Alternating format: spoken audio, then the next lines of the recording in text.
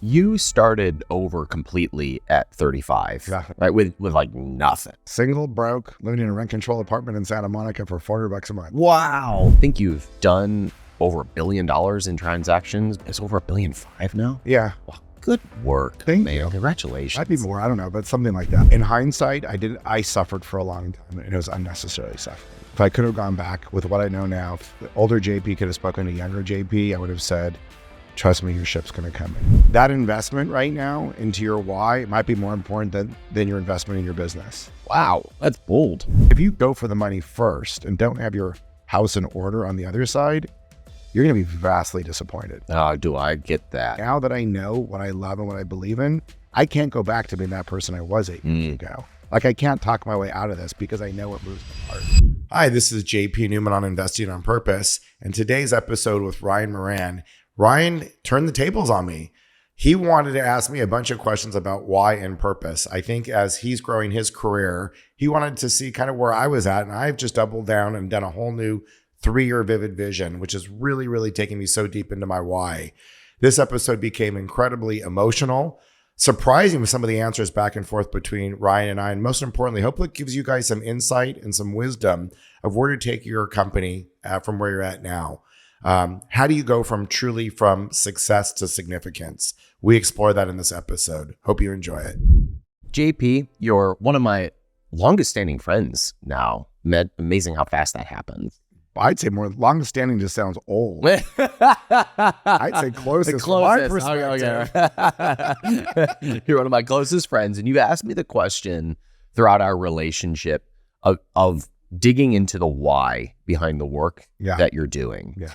And sometimes, I'd say maybe when we first met, I found that question more annoying than anything else because it was like, I want to make money, I want to be successful. But recently, somebody reframed the question just in a different way that made me think about it differently. And when I bought back my old company, they asked me the question, what's the why that makes you cry? And I had a really clear one. And for me, it's fatherless homes. Like if I talk about that mission for too long, I'll get really emotional. And it gives me a different energy source from which to communicate about that brand, for me to think about the products behind that brand, the long-term vision of that brand. And it was a time that I really started to get it. I really started to see why you dig into that question with me so much. And I also know you've gone through a bit of a transformation, re-exploring this question. Yeah. And you've had a good amount of success in your career. And now you're redefining the why for yourself and your company. And I wanted to start by you talking about that transformation of re-exploring that. And I want to see if we can dig into how entrepreneurs can explore that. Yeah. Because I'm now realizing it's just such a much deeper energy source from which to launch a company and to grow something meaningful. And if there's a way to give that to entrepreneurs earlier in their career, we've done them a great service. Yeah. So what has that transformation been for you over these last couple of years of having a very successful investment company here in Austin and then saying, okay, I've got to find 2.0. I've got to rediscover my why. Yeah. Yeah.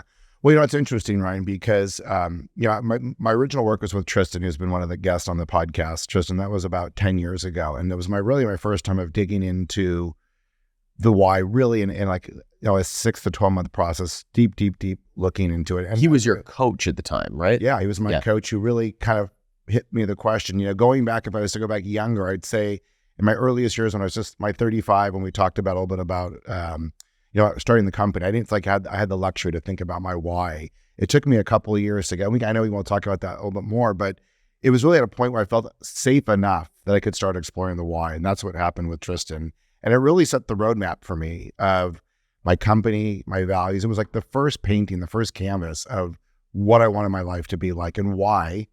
It emotionally, what was the emotion behind it that was so important, that was actually driving? So when you started asking that question, or when Tristan, we're talking about Tristan Truscott. Yes. When he started asking you those questions, you had a certain level of success. Yes. It pales in comparison to where you are now, but Right. you were on this new journey. Yes. you had started over at 35 Yes. and started this new company. Yes. And once you were a little bit established, he started asking, okay, what do you really want this to become? Yes. Is that right? Yes.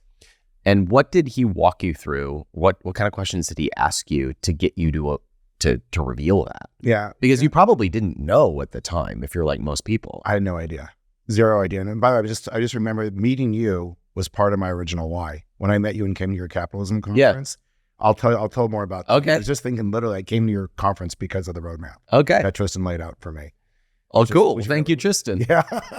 So what process did he take you through? What kind of questions did he ask you? It's not just one simple answer. It's called the Satori method. He actually talks about it a bit in the podcast itself, but I'll kind of give you the basic things. Some of the things that I remember that I've discussed is reverse engineering your life, like really looking towards legacy, to the last day of your life and what you want to be known for and remembered for, actually being put in the ground, like literally almost imagining like literally your body. It's pretty dark. And what are people saying about you? And does it matter? And what would you want people to say about you? And were you a good father? Was that important? What kind of father were you? Were you a community leader? What do people know you for? Were you honest? Were you funny? Did you help others? So like literally you're listening to like the people in the audience at your funeral and what they're saying. Do you agree with them? Do you disagree with them? How does it feel? I cried. I mean, I really cried. It was very uncomfortable. That's already convicting. I mean, that's already about giving me a couple light bulb moments. And everything you've said so far is more about who you want to be. Yes. Not what you want to do. Right. It's really exactly, because at the end of the day, everyone will tell you, all the books that tell you, it really doesn't matter what you did or how much you made. You know, what did people think about you? Did you push forward on something to one person, a million people, whatever it is on scale? Did you do something that was worthwhile? Yeah. I'm thinking about something. Alex will tease me for this every once in a while. I'll get into serious mode, right? I forget. I think that business is supposed to be serious, and I make and that face is like how I'll snap out of it. So I'm like, business is hard, and I fall into this belief that if something is worth doing, I have to take it very seriously. Right. Done right. But who I want to be is loving, kind, funny, lighthearted. I want to bring people together. Those are the things that I want people to say at my funeral, regardless of if I help 1 million people become millionaires, or I have a small little supplement company, or I just had a little podcast that a few thousand people listen to. Regardless of what the outcome is, who I want to be in that is how I want people to talk about me at my funeral. And so that's an interesting reframe, that regardless of if I choose a completely different career in 5 years, how I want to be in that is actually what's most important to the experience of life. It is. The other thing I do with Tristan, besides, I've talked about the Starbucks exercise, which is literally writing down, once you get to kind of like the values, writing down what you want life to be like in 3 years from now. You can even do 20 years, but 20 years is a long time. And getting really audacious, taking yourself out of your mind. You wake up, what's it like? What does it feel like? What have you? And really like writing things that don't make sense. Like if you're broke now, like I was pretty broke when I started this exercise, and I actually pasted pictures of the office I wanted and wrote about what it would feel like to be in that office.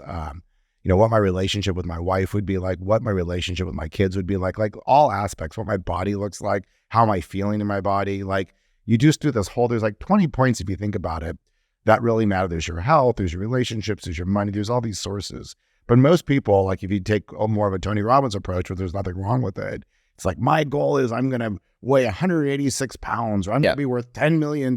Yeah, that's my process. And write down a goal. Right. And the problem with goal setting, which is why most people quit their gyms and, they sign up in January and quit by March when they go, is because there's nothing really feeling the goal. There's no, there's no feeling behind it. There's no feeling. Yeah. There's no rocket feel. So you create these goals that are kind of arbitrary, but if it really doesn't tie into something bigger, like for instance, now if I say to you, I want to be 182 pounds with muscles, and my reason for that is not, you can say to look good, to feel fit.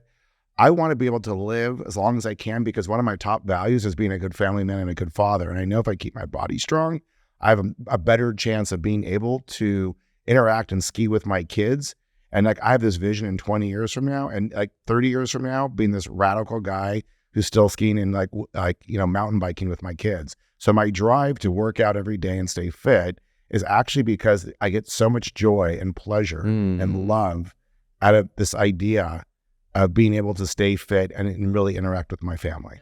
Totally different energy than what I've been guilty of, which is I want to weigh 182 pounds with muscle so that I can take my shirt off and I don't feel like a loser. Yeah. Or so that I feel like I belong at the table with the cool kids. Right. Or that I look good on social media. Right. Which was totally an unconscious driver of mine for a long time. That's most people, because you're told to do goals. I literally have the visuals. I started out with just cutting things out, pictures that felt like the things I wanted for my life. It was the best bicycle that I couldn't afford at the time, an incredible office that I couldn't afford at the time that I actually wound up getting that office that I took a picture of. Wait. It was the office that you took a picture of? That's the craziest thing. I just took a picture of the office that wasn't for sale, that I dreamed of, that one day I'd be able to afford. And I wanted to be outside. I wanted to be connected to nature. And I wound up buying the office 4 years later. It just came for sale and I bought it. That's amazing. So my vision board really, for me had that.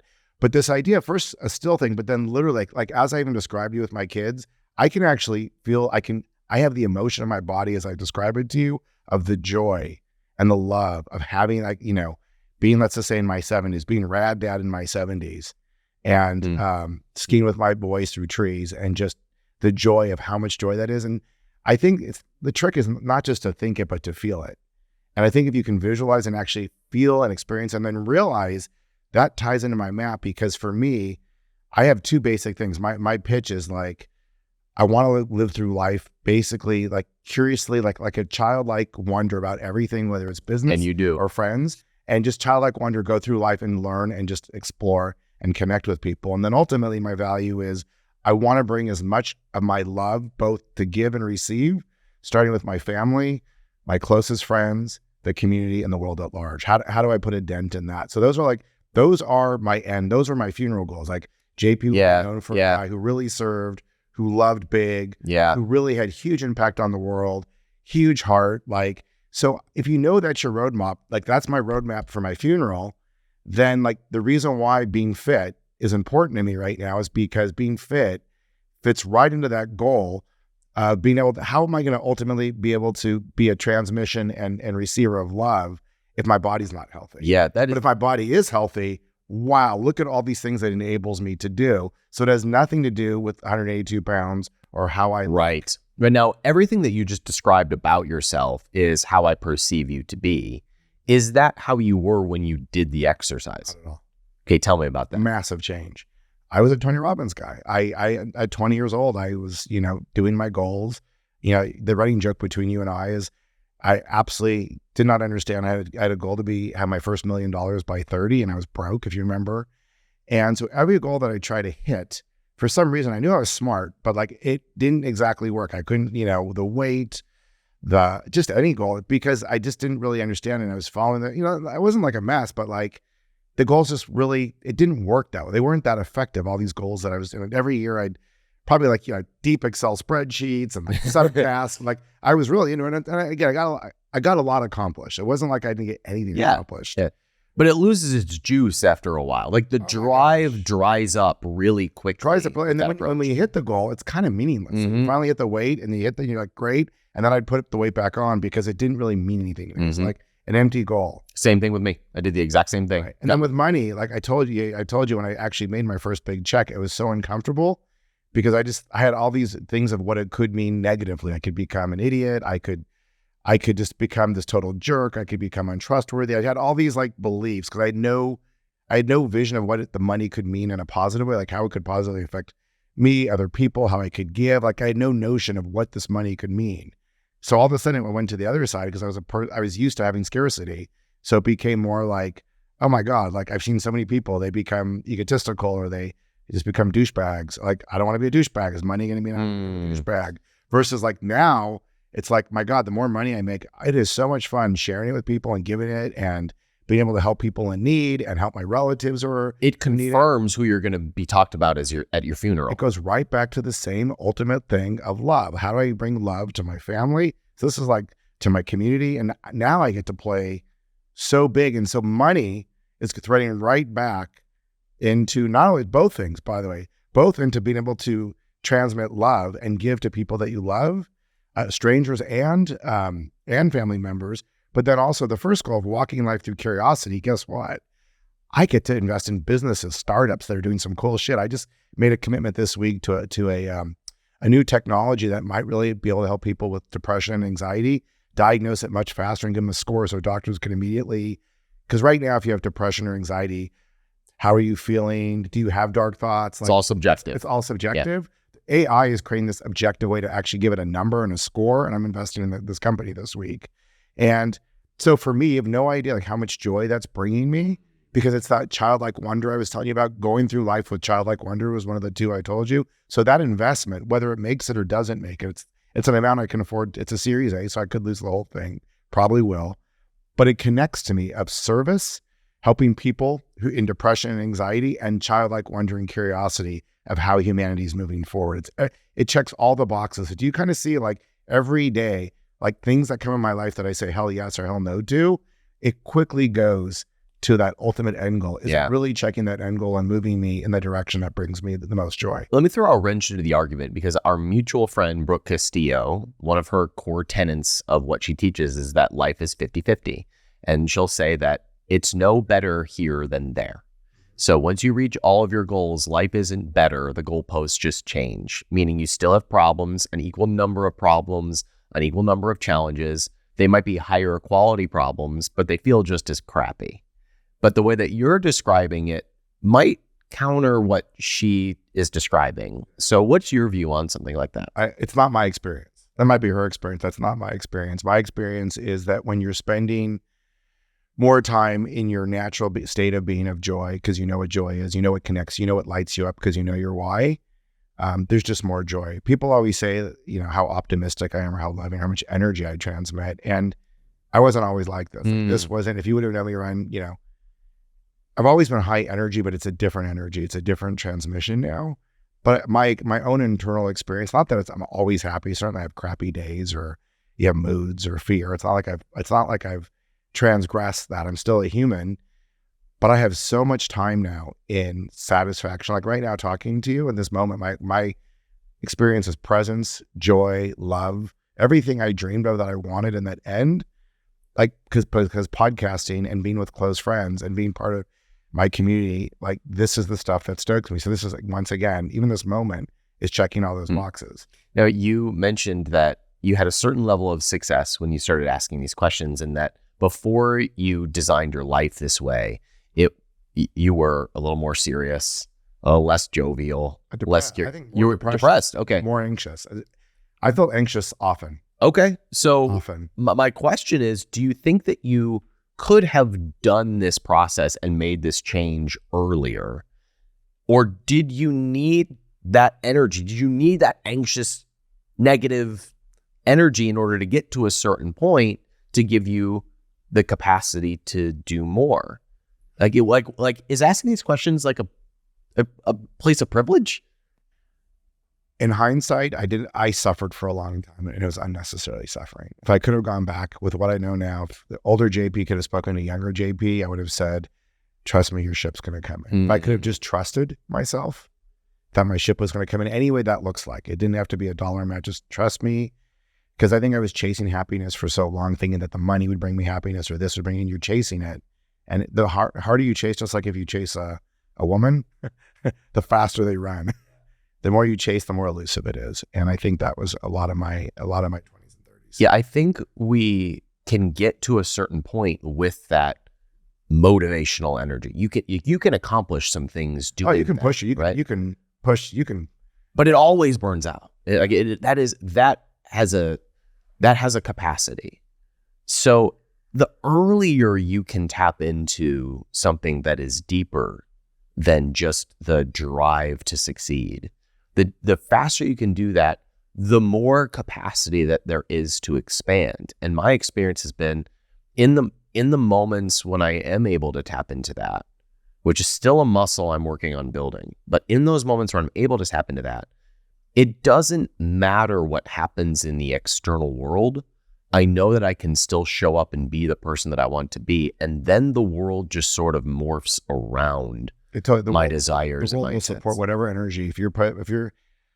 I heard a little bit of a sad story. I was talking to a friend, and no matter what her son does, he's always in drama, but he's totally created that environment. You just can't get out of drama. Like the car gets hit, and then the next day a tax collector, and the next day a building falls, like just trouble, like just surrounds this person. I'm not making light of it, but I do understand that like there is a certain thing that you are attracting certain things. So if you like what you're attracting, you're probably on the right frequency. If you don't like your life or what you're attracting, whether it's friends, pressure, threatening phone calls, lawsuits, I say that we have we can't control everything, but I say we have a certain amount is in the frequency that we're transmitting. So I'm agreeing with you. So when you were in that transformation of going through what you want and taking pictures of the office that you end up buying, and the car. I did everything. I had crazy pictures of my family, places I wanted to travel. Like this was a big book. I need to share it with you. Yeah, I'd love to see it. Yeah. And was this the first time that you were practicing, you're calling it that frequency or that vibration? Is that the first time that you were building that muscle? Yes. Did you have to put effort into thinking about like, oh, I would like that. I'd like to have that. It was painful. Hard. Okay, great. So hard. Because it's hard for me sometimes. So tell me about it. Remember, I told you this took 6 to 12 months. Like I'd show things to Tristan and he'd go like I'd show him, like, friend, I'll just give you an example. Let's just say I showed him a car. He's like, well, why is that car important to you? And I'd say, well, because it's why I like to drive fast. And why do you like to drive fast? And, because it gives me adrenaline. Cool. Right. Yeah. Well, why do you like adrenaline? And like on and I like drill until we got to the root emotion. And it's amazing how much time all of us, I think it's just human nature, we spend in our head, or we don't even know why we have all these stories where we're constantly manufacturing stories. Some of the stories are good, some of the stories are bad, but a lot of them are just stories of who we think we want to be. We want to look cool. We want to look cool. Like, what's my story? Like when I'm at a cocktail party and I meet someone new, you already know what you're going to say. You have a certain story, and most people will try to tell the best story they can. Yeah. Right. Yeah. So you're already to create a perception of how you want to be received. This is who I am. And we all do it. It's very human to do it, but you tend to tell a story. And the story is not always necessarily, it's the story you think is of who you are. Because you buy your own story when you tell it. So you think you're that story. You think that's what you want. And it could be right. And it could be completely like disconnected or somewhat disconnected actually from what's the most important thing for you, for your spirit, and actually what brings you the most amount of joy. So what would you suggest to go in the other direction, to do something different? Is it about asking yourself what those root emotions are and then finding the things that bring more of that in your life? What would you say to somebody? And I'm asking selfishly because this is a struggle for me where it's like, I want that thing, but do I really want that thing? Is that really going to change my life? Or do I really just want to look cool on the internet or to this person over here? So what advice would you give? So I've talked about I think the first thing to start with, I always say, is the Starbucks exercise, which is go to a Starbucks, take 1 to 3 hours and just start writing and don't edit. Try not to edit. Every time you want to come in with like practically how to do something.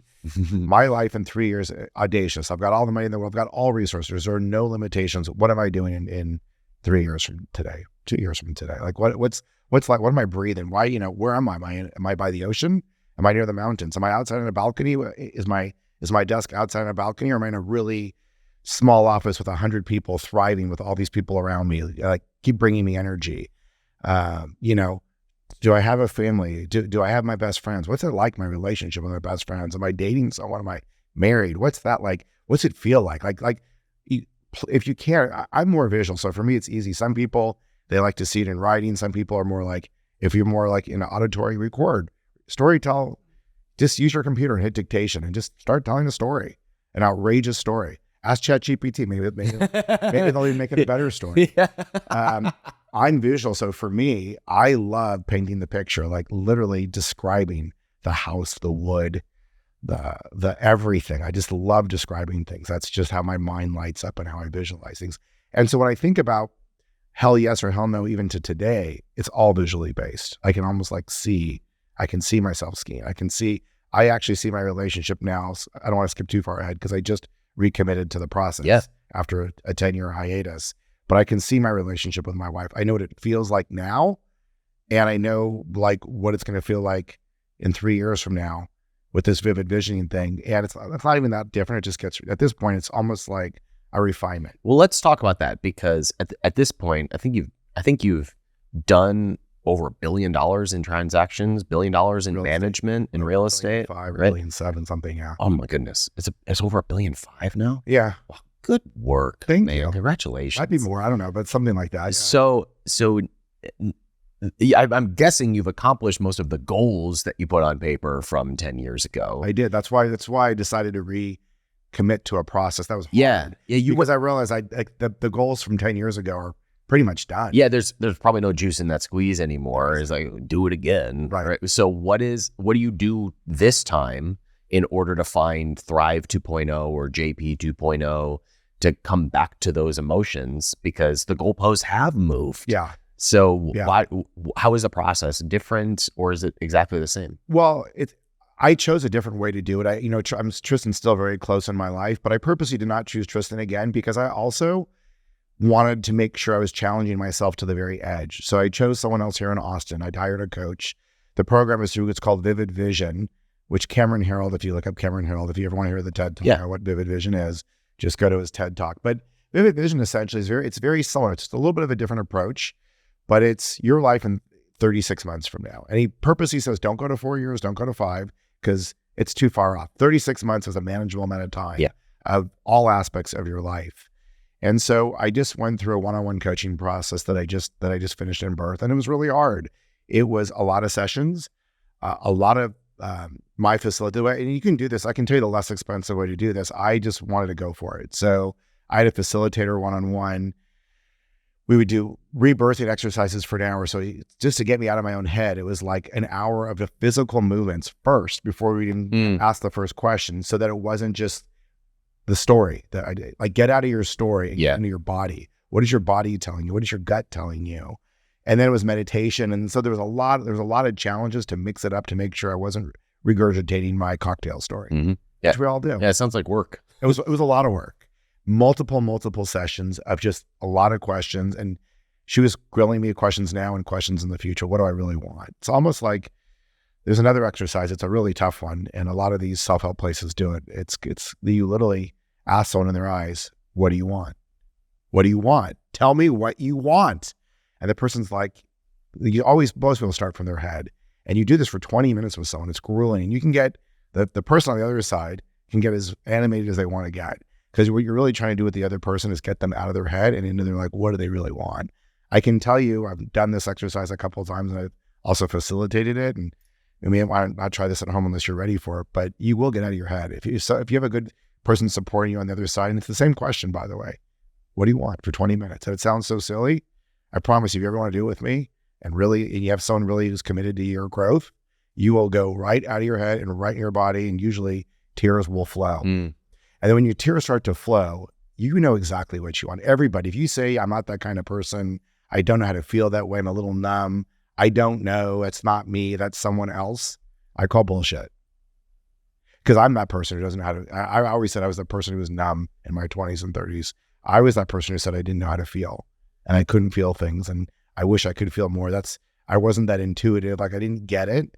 And it's still hard to this day. It's not like, I'm not the guy who generally cries at movies. I wish I cried more in movies. I just don't. But I know as a human being, we all have it deep within us, and it's there. And if you're feeling numb, if you're watching this and you're feeling numb, just know you're a human, you matter, and you absolutely have access to this. And it's just finding the right tools. I've talked in the past, there's another course called Lifebook, which it's, 3 days of really going through your whys. That's another way to do it. Starbucks exercise is free.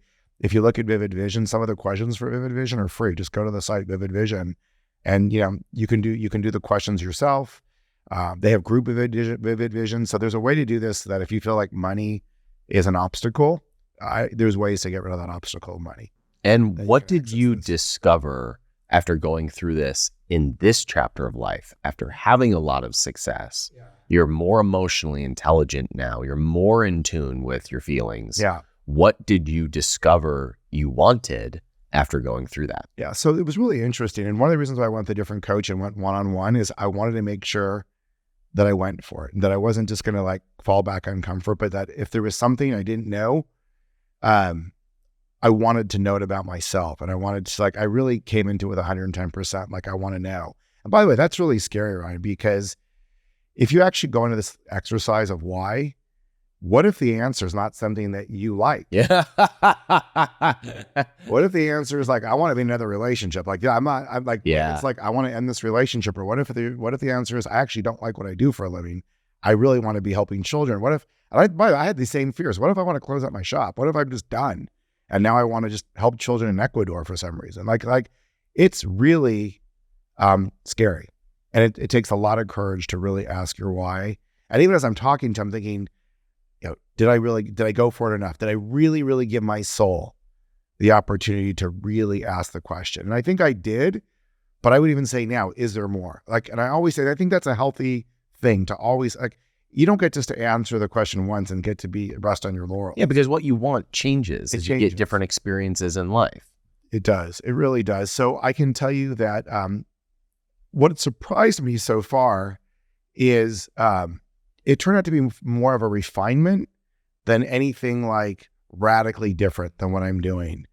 What I got really clear about for me, like ahas, is that I get the most joy at this point being in communities and friendships of servant leaders, usually entrepreneurs, that actually are doing something that's pushing humanity forward. And I really want to spend most of my time at this point, whether it's doing the podcast, Investing on Purpose, being here with you. I don't think I can do real estate anymore unless it's got some of that juiciness to it. So unless it's really pushing the nonprofit forward, unless it's doing something. And again, the nice thing about apartments, it is community. Yeah. But if I'm just social greenwashing and talking about it in marketing and actually not doing something, I think my days are numbered. That makes sense. And the way that you've described your real estate deals is often about the types of communities that you can create and build with this next investment. Yeah. Whereas most people will tell you about the numbers and what our projected internal rate of return is, and that's all great. Yeah. There's a purpose for that. But I know for you, spending time with you, you think more about, okay, how do we do something special for these residents? How do we cultivate community within these apartment buildings? And as a result, you're able to get really good returns, but it's secondary to what actually has your interest because it matches the values that you want to bring to that Let me tell you the risk in that. Like, first of all, if you would have asked me this 8 years ago, return would have been the number one importance. It wouldn't have been the same response. Mm-hmm. I wouldn't have said to you, if it doesn't have purpose, I don't know that I can do it. I promise you I wouldn't say that. That's actually scary for me to say today. Like, if this doesn't bring me satisfaction in that way, I quit. And that's a really scary thing to say. It's like, wow, there's a lot of ego behind that. I know there's a lot more potential financial rewards out there. So like to say that is even a threatening. It's threatening to my ego to even make that statement on camera. But I bet it brings you a completely different level of opportunity. I think it does. I think it really does. And I can tell you that the transformation of bottom line first of making sure I return, first of all, was a different part of my career because I was more in my brain was in survival mode. I wasn't in my mind giving myself the luxury. It's not that I couldn't if I wasn't giving my luxury of the why because I didn't know about it at that point. Yeah. But here's the thing: you have to be prepared if you do the why exercise. I can't go back. I can't reverse engineer. So now that I know what I love and what I believe in, I can't go back to being that person I was 8 years ago. Like, I can't talk my way out of this because I know it moves my heart. And so if you're that kind of person, this is where it takes courage. Like, once you commit and say, I really want to know my highest because for myself, but also, like what my purpose and my legacy and my why is, you won't go backwards. It's like trying to unknow the truth. It's like being in a relationship when you know it's not right and then trying to make it work. You can't. So just know if you do your why exercise, the reward is, I think for me, is life satisfaction, joy, connection, intuition, more coincidences, more serendipity than you're ever going to have in your life. But the downside is you're not going to go back to your original story. And your ego is, for most people, we are connected to our stories of looking good, telling it the right way, the angle. So there's risk. There's risk in doing this. And you have to decide that you really want to do it. And I really applaud people for taking the amount of effort and the courage to break through your thoughts and your ego to go to that next step. And you call it your spiritual exploration. You started over completely at 35. Yeah. Right. With like nothing. Yeah. Like nothing. Nada. Right. Nada. If I remember correctly, you had some relationships that didn't pan out as much as you wanted them to, maybe trusted the wrong people. They weren't gracious in how things ended, and you were pretty much left with nothing at 35. Single, broke, living in a rent control apartment in Santa Monica for $400 a month. Wow. Yeah. At 35. Driving a piece of shit car that it's the only thing I can afford. After driving nice cars and when I had a job at Sony, but now I didn't have the salary, so I'm just driving a piece of shit cars and I don't living think in a $400 rent control apartment. And it's not very pretty. You know, we talked about this. It's one thing to do that in your 20s. It doesn't look very... Talk about a bad story. And my story looked bad. All my friends are married and they're doctors and professionals. And I'm in a piece of shit car in a rent control apartment, single, trying to find my way. And so you got into real estate because you needed opportunity, right? You weren't asking these questions back then. It was like, I gotta make something happen. Yes. Right? What if you could give a message to that man at 35 who was starting over, what would you tell him? And do you think that it would matter? Yeah. You know, I think we all, it's easy to criticize ourselves and doubt ourselves that we can actually do it. Like, you know, even when you think you've got the best product or that you're going to make it, we all have this little doubt. What if I don't? And then how much time are we spending on what if I don't make it? Like, what does that look like? Oh man, I give so much airtime to that. Right. Yeah. And then it's not only is like your own, like you take, I just did an investing on purpose podcast with Gordon, and Gordon says most entrepreneurs, if their business doesn't make it, and high failure rate in businesses, right? 80-90% failure rates. He says the first thing he mentors them and tells them is, remember, your business failed, but you didn't. Remember as the entrepreneur, and his next question, so what's next? And be prepared to fail, because in that failure, it actually wasn't failure. You learned to take 500 no's. You learned everything that's not going to work. You learned that being an entrepreneur, while it sounds good, is one of the damn nastiest, hardest, ugliest, riskiest, rejection-filled job you can want to do. Yeah. And yet we keep saying on podcasts and people how sexy it is to be an entrepreneur. It is not that sexy to be an entrepreneur. How many times have you had a risk, problems, failure, stress, sleepless nights, no's, backwards? You got to get up the next day and be resilient, or take the punch, or get out of the game. Yeah. It is hard. It's hard. And that's why you should join the 1%. Yes. No, you're right though. Having that community. So it'll be the hardest thing you ever do in your life. Capitalism.com/1. The hardest thing you ever loved. So if I'm just to go back, Ryan, to the 35-year-old, having more grace on yourself, having more patience, having more faith, realizing that you're not in it for the success doesn't need to be, don't be so desperate for your own success. Know that you're in a process and bet on you. That I felt when you said, know that you're in a process. Right? Just boy, have I gone through processes. Yeah. Yeah. And I think we make a mistake here. I think the Western society is just like, you know, when you see that person, my new thing now is when you see somebody on Instagram or TikTok in with a Lamborghini behind them asking you to invest, or telling them, trying to sell you on their educational course of how they made it, just go to the next thing. Because that's not the energy. I'm not saying they're good or bad. I'm just saying that's not the energy, because that's not the process. That's not things we're talking about. That's someone trying to give you a quick way to make money. But that quick way to make money, it totally negates everything that you and I are talking about. A, it probably won't work, and they're just going to make some money selling you an education course. Two, they probably lease the Lamborghini. And two, it's not the one I buy anyways. So you're not going to get there. Or if you get there, it's not going to get there in true success, because you're trying to shortcut a process that can't be shortcut. If you want a real definition of success, which could be financial abundance coupled with life satisfaction, as opposed to just hacking something, just like trying to lose weight too. So you starve yourself for 3 days, you take 10 pounds off, right? Yeah. To your goal. And guess what? You eat a bunch and you go right back to, you still got to live with this every day. So you've achieved really very little. The first page in my book is, I actually got into a fight with my editing team on this, which was, I wanted to say, don't read this book.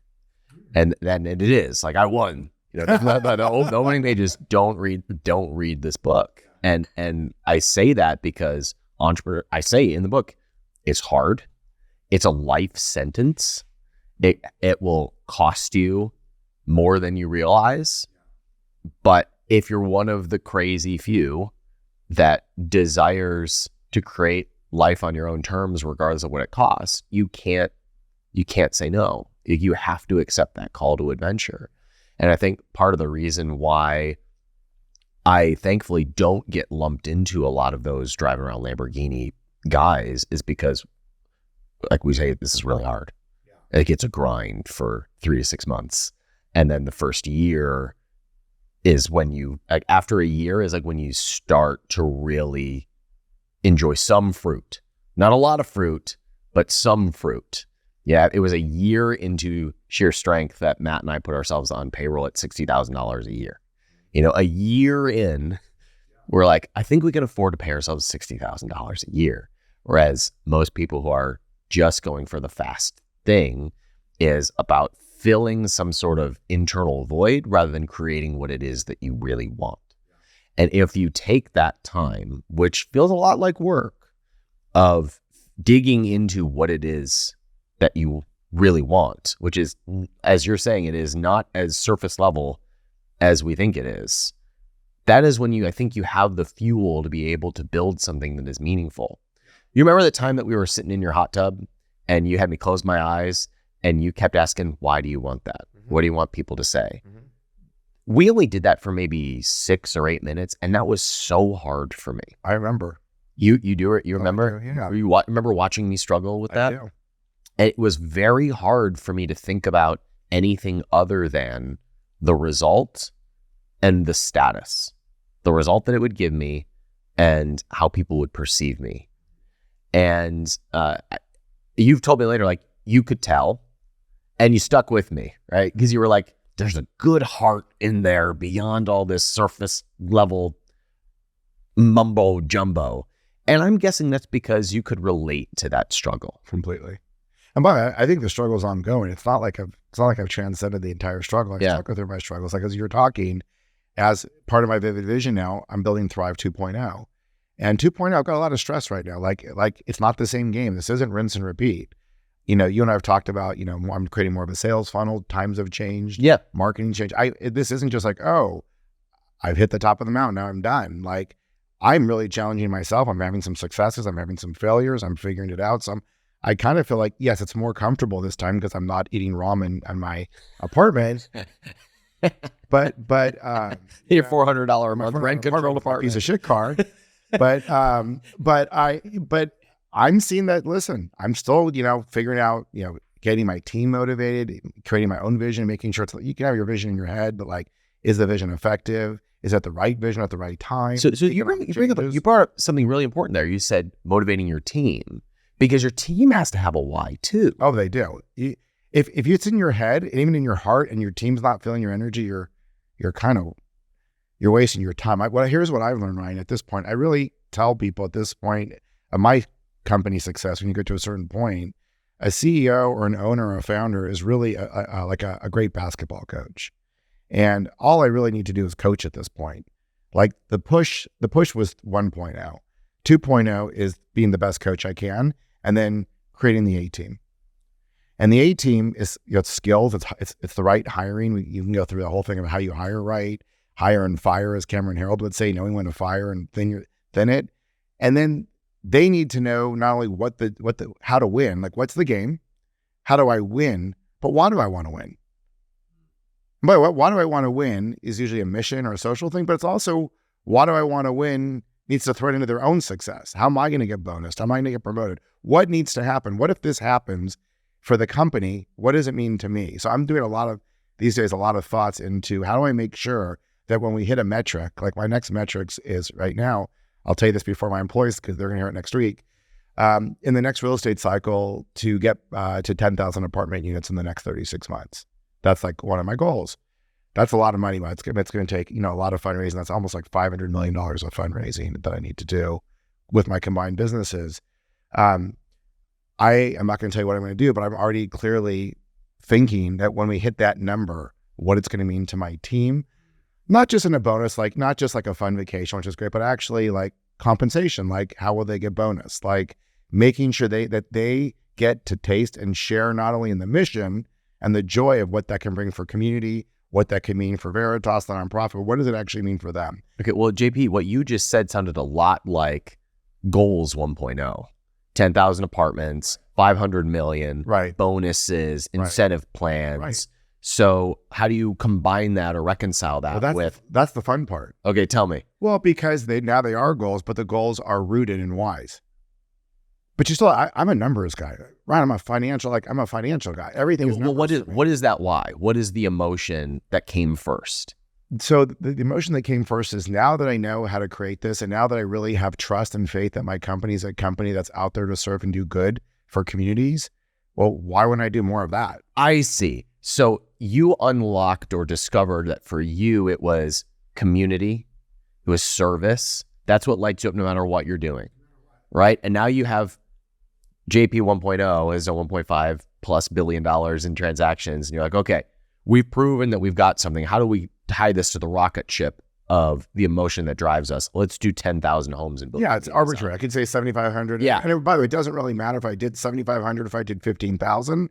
It's not nearly that important to me. It really isn't. But you got to start somewhere. And as a coach to your team, you got to tell your team, what does scoring look like and how you can get bonus by we score. So in a way, it's arbitrary, but it's realistic. But the big aha I'm having there is that it's wrapped in It is something much more important than just the scoreboard. Oh, it's the scoreboard's 10 or 20%. Like I said, it doesn't really matter. It really doesn't matter to a certain degree. So what would you say to the entrepreneur who relates more to the 35-year-old living in a rent-controlled apartment with a dream of building a great business, having success?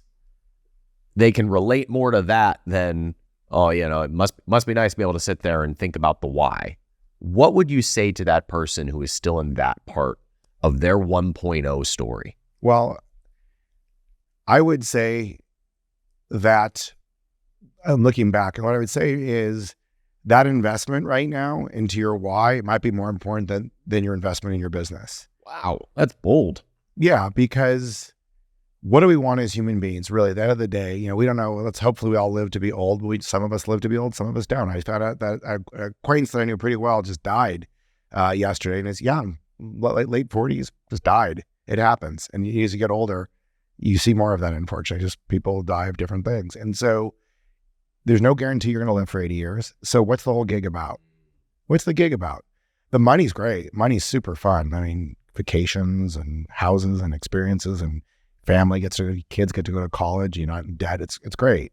And so I'm not negating the material part of it, but all those things are feeling experiences. And those experiences, you hope, ultimately, why do you want those experiences? Ultimately, because you want to have some form of peace or happiness. Everyone wants the same thing. We want to feel safe. We want to feel loved. And hopefully, if you're lucky, you have some peace in your heart.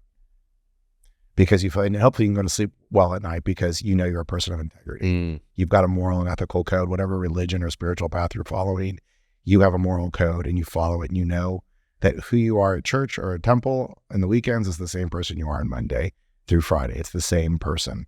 You don't have to compromise any of your values. And people know that, then you've got your character, and that is everything. Because if you go for the money first and don't have your house in order on the other side, you're going to be vastly disappointed. Oh, do I get that? You're going to be vastly disappointed. I know I've made this point already, but it's worth repeating of when you have alignment behind those, I'll just call them values, like who I want to be, and you bring that into whatever it is that you are doing, I've found that you can make almost anything work, and work in the sense of fit around those values. Yeah. I mean, like if you have that why, you can bring that into building $1 million e-commerce brand, or you can do it around being a value investor in the stock market. Yeah. Because you choose what you invest in differently. You can bring that into your relationships and friendships. You can bring that into being a consultant. And it's almost like the boundaries through which you're going to operate and provide value for other people. And I've experienced that when you know that, things happen really fast. Much faster than when you're just trying to pound pavement and make something happen. I was just thinking, we all know the word business is like busyness, right? Business. And so you can get very busy. But why'd you want to start a business in the first place? Really? Probably somewhere because you want to be happy and you think that money's going to bring you happiness, but you got, hit the happiness either simultaneously. So again, do the work, guys. And again, don't let anything stop you. I just had something click that I've thought about for years, and it just clicked. Oh, we're out of time. Next episode. So you've heard about freedom to and freedom from, right? So Dan Sullivan talks about this idea of there's two types of freedoms. There's freedom from and there's freedom to. Freedom from is the easy one. And this is what most of us put down about what we want. I want to have $1 million business so that I can be free from my job. I want to be free from debt. I want to be free from financial hardship. I want to pay off my student loans. These are what most of us focus on. The freedom to has always been a struggle for me because once we've solved that base level needs, what's next? That has to be much more intentional. And I've always done it with a sense of, okay, now I'm going to set a new set of goals that I'm going to work towards. I want to be free from these things so that I'm liberated to pursue the things that matter to me. And what matters to me is hitting these goals. But what I'm processing after hearing you talk through this is that the freedom to is the why behind it. The freedom to is the internal emotional relationship that you have to whatever it is that you're doing. It's your North Star. It's your North Star. It becomes your North Star in everything you do, right? So in your case, it's community, service, love. I want to be free from these things so that I can operate more in freedom, service, and love. And I always thought that you had to go freedom from first, and then pursue freedom to. But in the way you're describing it, it actually is one package where if I'm in pursuit of community, service, and love, then whatever I'm creating is going to give me the freedom from these things. And I'm going to also be pursuing something that is much more meaningful. I have never been able to bridge those two together. That's exactly just right. hit. And by the way, that's taken me about 15 years to Okay. You're in a process. I hope some people in this audience can figure it out faster, but not having any guidance or not having this podcast to listen to, I was just making it up. But what you're saying is correct. And the greatest thing is when you're following your North Star, every decision gets easy.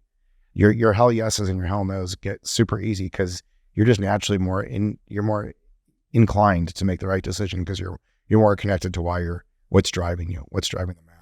Well, this was beautiful, JP. Yeah, this was really I enjoyed every minute I of didn't know, I didn't know where we were going to go with this, Ryan, but I love when we go into our conversations, and it's actually really helpful for me too. It makes me think about even more pointedly about these things. I never really thought about that framework of freedom from and freedom to, and that's actually, I did it very sloppy, a lot of pain, lot of potholes, but yes, you're describing it exactly right. I'm going to go to Starbucks this week and write for an hour. Baby. And there's better coffee. Go to a better coffee house that doesn't use plastic in their cups. Well, obviously, if people want to connect with you more, they can subscribe to the podcast that we co-host sometimes, Investing on Purpose, and then thrivefp.com is the website for the real estate business. Yep. Yeah. Thank you so much, Ryan. Good to see you, man. Awesome. Hi, this is JP. And if you enjoyed the episode, we would be honored if you would like or subscribe to our growing community here. And remember, we're at Investing on Purpose. You can find us on Twitter. You can find us on YouTube, Instagram. Enjoy, and thank you for your support.